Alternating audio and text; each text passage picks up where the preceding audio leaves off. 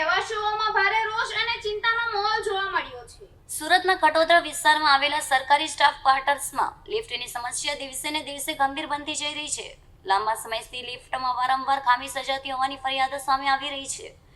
R&B વિભાગ દ્વારા અગાઉ 2 થી 3 વખત લિફ્ટનું સમારકામ કરવામાં આવ્યું હતું, છતાંય સમસ્યાનો કાયમી ઉકેલ આવ્યો નથી।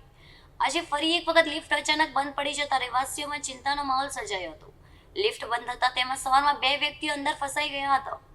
ઘટનાની જાણ થતાં આસપાસના લોકો તાત્કાલિક સ્થળ પર દોડી આવ્યા હતા। લિફ્ટમાં ફસાયેલા લોકોને બહાર કાઢવા માટે પ્રયાસો હાથ ધરવામાં આવ્યા હતા।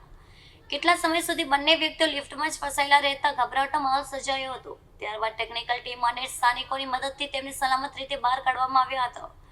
સદનસીબે આ ઘટનામાં કોઈ જાનહાની કે ઈજા થઈ ન હતી। જોકે વારંવાર સર્જાતી આવા ઘટનાઓના કારણે રહેવાસીઓમાં ભારે રોષ જોવા મળી રહ્યો છે। રહેવાસીઓ જવાબદાર વિભાગ સામે કાયમી ઉકેલ લાવવાની માંગ ઉઠાવી છે। સાથે જ લિફ્ટની સુરક્ષા અને જાળવણી અંગે તાત્કાલિક અસરથી જરૂરી પગલાં ભરવાની પણ માંગ કરવામાં આવી રહી છે।